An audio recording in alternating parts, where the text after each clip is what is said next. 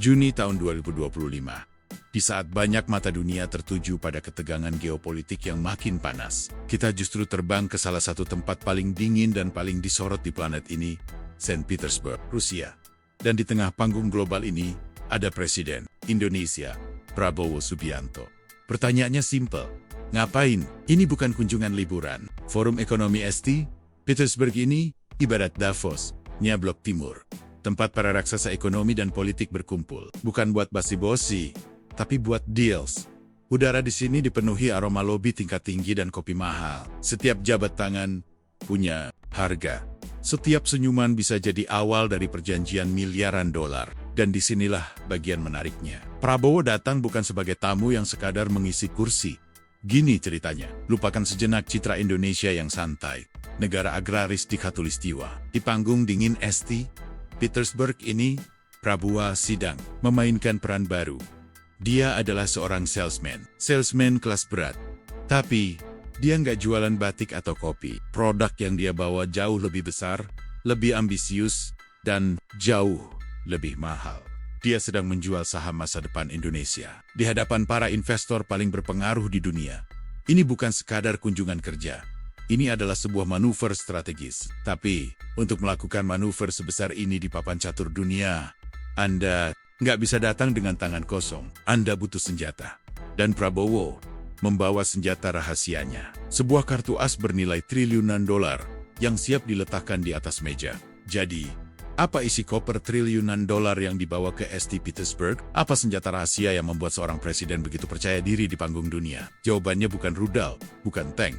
Jawabannya, sebuah nama, Danantara. Ini bukan sekadar nama baru yang keren. Ini adalah wajah baru dari Badan Pengelola Investasi Indonesia. Lupakan citra lembaga pemerintah yang kaku dan birokratis. Anggap Danantara ini sebagai perusahaan investasi negara yang super lincah dan lincah. Di sini didukung oleh otot yang luar biasa besar. Pegang dulu, biar nggak kaget. Aset yang dikelola Danantara, 1 triliun dolar Amerika. Biar gampang bayanginnya. Angka itu cukup buat bangun ibu kota Nusantara. Mungkin 10 kali lipat. Ini bukan uang mainan. Ini adalah dana abadi yang dirancang untuk mengubah nasib. Dan itu baru asetnya. Untuk tahun ini saja, anggaran investasi yang siap mereka gelontorkan adalah 18 miliar dolar. Uang ini bukan untuk disimpan, tapi untuk ditembakkan ke sektor-sektor krusial. Energi masa depan, konektivitas digital, semua yang akan jadi tulang punggung Indonesia di dekade mendatang. Jadi jelaskan, Danantara ini bukan sekadar celengan raksasa milik negara. Ini adalah mesin jet yang mau dipasang di punggung ekonomi Indonesia. Mesin yang dirancang untuk mendorong pertumbuhan ekonomi. Kita menembus angka 7%, seperti yang ditargetkan. Punya raksasa finansial sekuat ini, tentu luar biasa. Kekuatan sebesar ini memberi kita suara di meja perundingan manapun. Tapi, pertanyaan selanjutnya justru jauh lebih penting. Dengan kekuatan sebesar ini, apa filosofi yang kita bawa? Apakah kita hanya akan menjadi ATM berjalan yang siap didatangi siapa saja? Atau ada pesan lain yang ingin kita sampaikan? Jika Danantara adalah pistolnya, maka filosofi di baliknya adalah cara kita membidik. Kekuatan finansial sebesar itu tidak ada artinya tanpa sebuah doktrin yang jelas. Dan doktrin yang dibawa ke St. Petersburg, inilah yang mengubah permainan. Pesannya sederhana, tapi menusuk tajam. Indonesia tidak lagi datang untuk meminta sumbangan, tapi untuk mencari kawan tanding. Lupakan era proposal bantuan, lupakan citra negara yang selalu butuh pertolongan. Era itu sudah selesai. Pernyataan ini adalah sebuah garis yang ditarik di atas pasir. Indonesia, dengan segala potensi dan kekuatan finansial barunya, kini memposisikan diri sebagai pemain yang setara. Kita tidak mencari donatur. Kita mencari mitra strategis. Kita tidak butuh belas kasihan. Kita butuh kolaborasi yang tulus untuk kemakmuran bersama. Ini bukan arogansi. Ini adalah kejelasan. Indonesia tahu apa yang ia miliki: pasar yang masif, sumber daya alam, bonus demografi, dan kini modal raksasa dari Danantara. Sebagai imbalannya, Indonesia menuntut hal yang sama dari mitranya: keseriusan, nilai tambah, dan visi jangka panjang. Bayangkan begini, Indonesia tidak lagi datang ke pesta global sebagai tamu yang malu-malu berharap ditawari minuman. Indonesia datang sebagai co-host yang ikut menentukan menu dan daftar musiknya. Sebuah pergeseran mentalitas dari penerima menjadi pemain aktif. Inilah perangkat lunak yang dijual Prabowo di Rusia. Sebuah ideologi ekonomi baru yang membungkus kekuatan perangkat keras bernama Danantara. Sebuah filosofi yang gagah berani. Tapi kata-kata saja tidak ada artinya di panggung dunia. Kata-kata butuh pembuktian, dan pembuktian itu akan diuji di sebuah ruangan tertutup. Dalam sebuah pertemuan tingkat tinggi yang akan menentukan arah kemitraan strategis Indonesia selanjutnya. Tatap muka dengan sang beruang merah. Teori sudah dipaparkan, filosofi sudah dideklarasikan. Sekarang, waktunya ujian. Karena di dunia diplomasi tingkat tinggi, ide sebagus apapun harus diuji di hadapan kekuatan yang sesungguhnya. Hangget kini bergeser dari forum yang ramai ke sebuah ruangan tertutup yang hening. Tempat keputusan nyata dibuat. Inilah momen tatap muka dengan beruang merah. Di satu sisi meja, Presiden Indonesia dengan cetak biru ekonomi baru dan kepercayaan diri. Yang Ching. Di sisi lain, Vladimir Putin, pemimpin negara adidaya yang dikenal dengan kalkulasi strategisnya yang dingin. Ini bukan sekadar obrolan ringan. Ini adalah pertemuan di mana kekuatan finansial Danantara dan filosofi kawan tanding diadu langsung.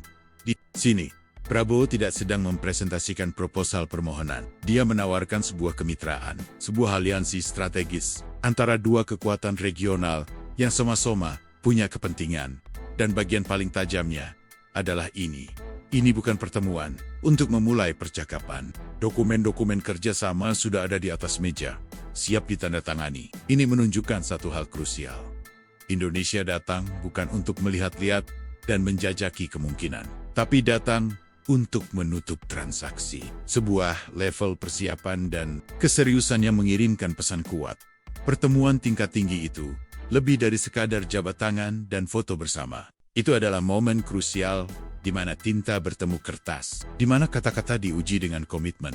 Hasil dari pertemuan ini bukanlah sekadar janji manis diplomatik, melainkan sebuah dokumen konkret yang akan menjadi fondasi baru bagi hubungan kedua negara. Sebuah deklarasi yang mengikat dan akan kita bedah di bab selanjutnya.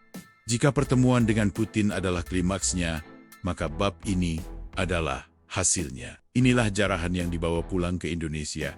Bukti nyata bahwa perjalanan ke St. Petersburg adalah sebuah kesuksesan. Tinta itu akhirnya benar-benar kering di atas sebuah kertas yang sangat strategis. Dokumen itu bernama resmi, Deklarasi Kemitraan Strategis antara Federasi Rusia dan Republik Indonesia. Mari kita terjemahkan ini ke bahasa yang lebih sederhana. Ini bukan sekadar dokumen persahabatan biasa. Ini adalah sebuah upgrade hubungan. Bayangkan, seperti mengubah status dari berteman menjadi bertunangan, dengan komitmen yang jauh lebih dalam dan agenda yang lebih serius. Isinya bukan sekadar basa-basi. Deklarasi ini mengikat kerjasama di berbagai sektor vital. Pendidikan, untuk membangun sumber daya manusia masa depan. Transportasi dan komunikasi, untuk menyambungkan Nusantara. Serta investasi dan ekonomi digital sebagai mesin pertumbuhan baru. Ini bukan daftar acak. Ini adalah cetak biru yang saling berhubungan, dirancang untuk memperluas sekaligus mendiversifikasi fondasi ekonomi Indonesia. Kata kuncinya adalah diversifikasi, sebuah langkah cerdas untuk tidak menaruh semua telur dalam satu keranjang. Memastikan Indonesia punya banyak kawan di panggung dunia yang semakin tidak menentu. Tinta yang kering di atas kertas ini adalah validasi. Validasi bahwa kekuatan finansial Danantara bukan sekadar angka di atas kertas, tapi sebuah alat tawar yang efektif. Dan ini adalah pembuktian bahwa filosofi mencari kawan tanding bukan cuma slogan, tapi sebuah strategi yang membuahkan hasil nyata. Sebuah kemenangan diplomasi yang manis di St. Petersburg. Dokumen sudah di tangan, kemitraan strategis diamankan. Tapi ini bukanlah akhir dari cerita. Ini justru awal dari sebuah babak yang sama sekali baru. Apa dampak nyata dari semua ini? Bagaimana langkah ini mengubah posisi Indonesia di atas papan catur dunia yang semakin rumit? Kita mulai cerita ini di panggung dingin St. Petersburg, menyaksikan sebuah manuver diplomasi yang berani. Kita sudah membongkar senjata finansial bernama Danantara, memahami filosofi baru untuk mencari kawan tanding, dan melihat bagaimana tinta mengering di atas sebuah kemitraan strategis dengan Rusia.